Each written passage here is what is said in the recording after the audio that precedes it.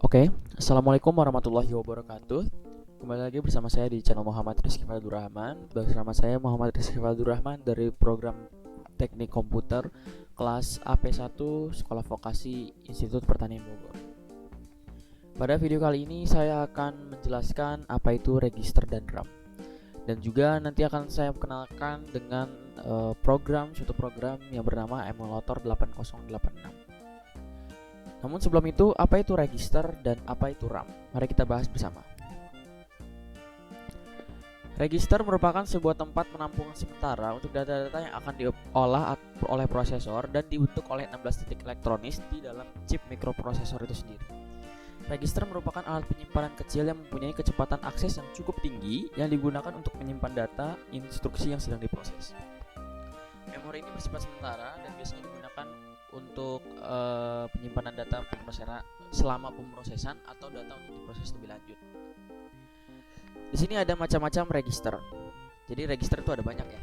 Ada 8 di sini. Di sini ada register data, register alamat, register general purpose, floating point, constant register, register vector, special purpose dan register spesifik. Yang pertama, apa itu register data? Register data ini digunakan untuk menyimpan angka-angka bulat atau integer ya. Angka-angka bulat kayak operasi penjumlahan aritmatika yang memiliki angka bulat itu disimpan di register data. Kemudian ada register alamat. Di sini register alamat ini digunakan untuk menyimpan alamat-alamat memori dan juga di sini untuk mengakses memori. Memori yang nanti akan kita bahas tuh alamatnya disimpan di register alamat ini. Kemudian ada register general purpose. General purpose ini digunakan untuk menyimpan angka sekaligus alamat secara berbarengan ya, bersamaan. Jadi menyimpan data angka dan data alamat secara berbarengan. Itu ada di register general purpose ini. Kemudian ada register floating point. Floating point ini untuk menyimpan angka-angka bilangan titik mengambang atau floating point. Angka-angka jenis floating point ya, angka mengambang. Kemudian ada register konstanta, di mana ini untuk menyimpan angka-angka yang hanya dapat dibaca atau bersifat read only. Ini ada di register konstanta. Kemudian ada register vektor. Di sini adalah untuk menyimpan hasil pemrosesan vektor yang dilakukan oleh prosesor SIMD, prosesor jenis SIMD. Hasilnya tuh ditaruh di register vektor ini.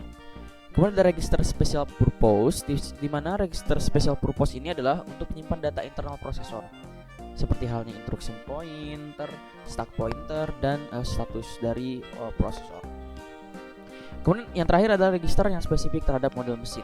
Nah, ini digunakan untuk menyimpan data internal atau pengaturan dari model mesin tersendiri lah. Jadi disimpannya di register yang spesifik. Berbeda-beda lah di setiap mesin pastinya ini.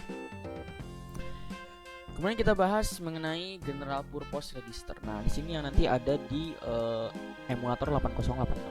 Namun sebelumnya kita singgung dulu apa itu register purpose register.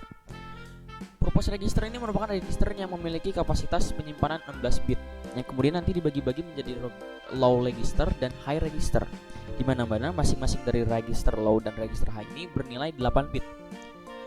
Di sini ada 4 register, masing-masing fungsinya berbeda-beda pula tentunya. Yang pertama adalah register AX, ini A high dan A low, yang disebut sebagai accumulator register. Accumulator register di sini adalah untuk menyimpan dan membaca operasi aritmatika kayak perkalian, penjumlahan, pengurangan, dan pembagian. Ini dioperasikan di register AX. Ada 2 ya, seperti yang tadi dibaca, yaitu pasti ada low dan high. Maka ada A high dan A low. Yang kemudian yang kedua adalah register BX, ada B high dan B low, base register. Di sini adalah register salah satu dari 2 mode pengalamatan basis register yang untuk menyimpan alamat offset di dalam memori. Ya, disimpan di sini. Jadi apabila alamat offset itu apa ya? Jadi mungkin kelebihan. Nanti alamatnya akan disimpan di sini.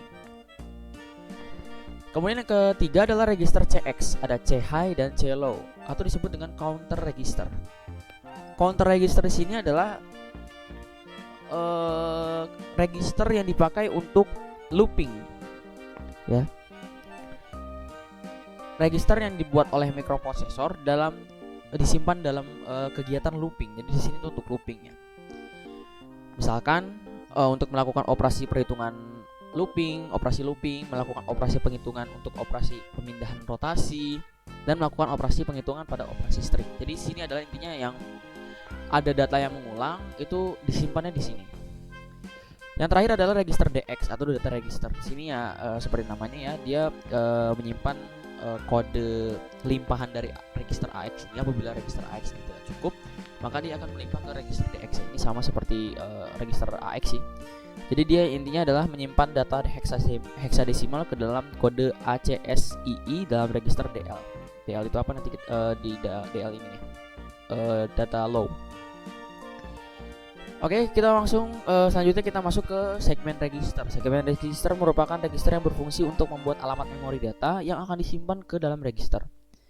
Di sini ada banyak ya, ada register kode CS untuk menampilkan alamat perintah, ada register DS untuk menampilkan alamat data, ada register SS untuk memiliki fungsi panggilan dan meneruskan ke dalam program utama, dan ada register ES untuk melakukan operasi string pada CX tadi dalam register tujuan yang umum.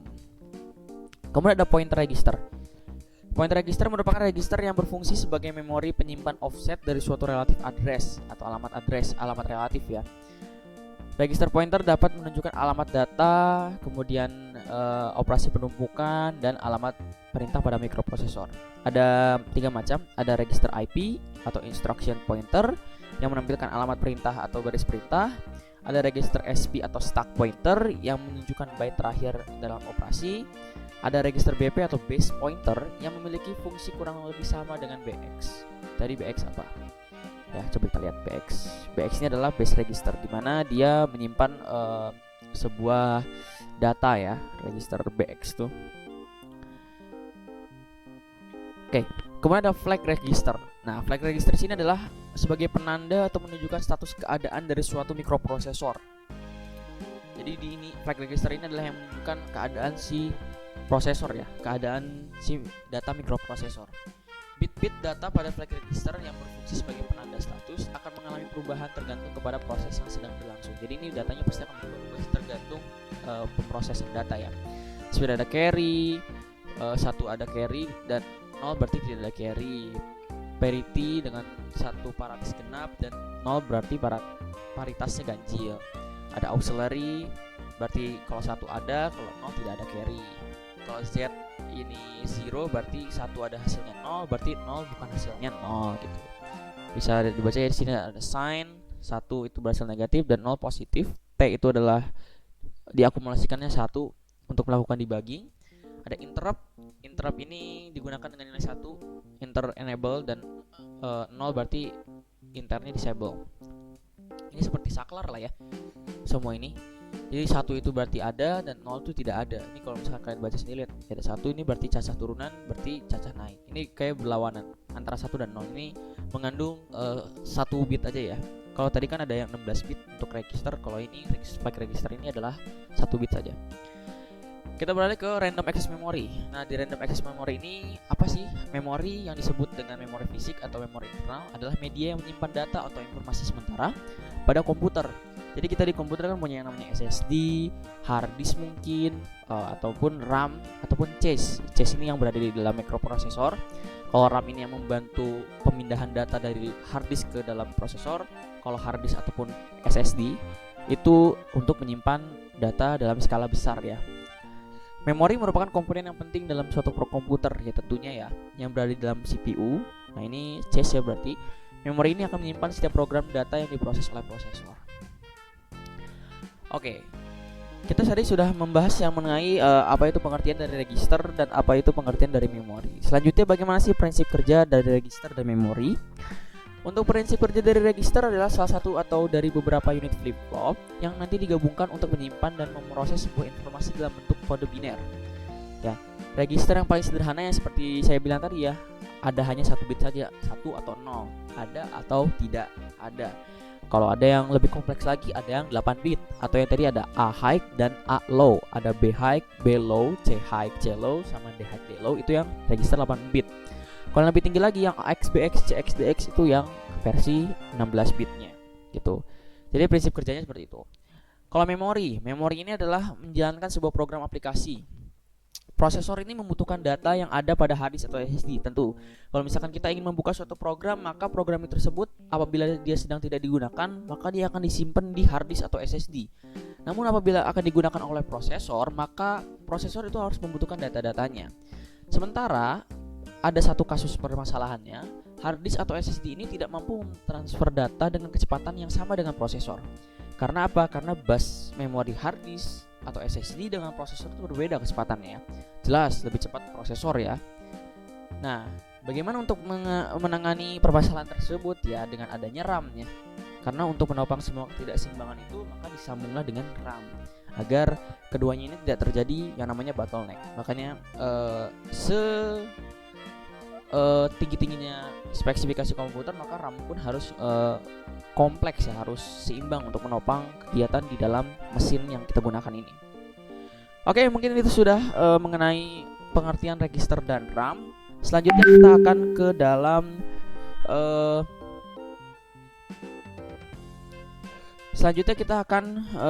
mengenai apa itu emulator 8086. Di sini ada emulator 8086 ya. Di sini kita klik. Emulator 8086 ini kita bisa download di Google banyak sekali. Dan apabila kalian pertama kali masuk ke dalam emulator 8086, di sini kalian akan disuguhkan 4 setup. Ada recent file atau file yang sebelumnya kita edit, ada quick start tutorial bagi kalian yang belum tahu. Ada code example, ini adalah sebuah contoh-contoh kode yang sudah dibentuk oleh developer sebelumnya. Dan ada new ya, tentunya kita pilih new dulu ya. Kita pilih ada banyak nih, ada com template, x template, ada bit template, dan ada boot template. Kalau misalkan kita random, kita pilih empty work aja. Oke. Nah, di dalam sini terdapat banyak sekali tools ya. Di sini ada file, edit, bookmark, assembler, emulator, math, ASCII code. Nih ada ASCII code nih, seperti library lah ya. Ini sudah disediakan oleh developer. Dan ada help untuk bantuan ya. Di sini ada open, tentunya untuk membuka sebuah task atau operasi yang telah kita buat sebelumnya. Kemudian example ini kode-kode ya.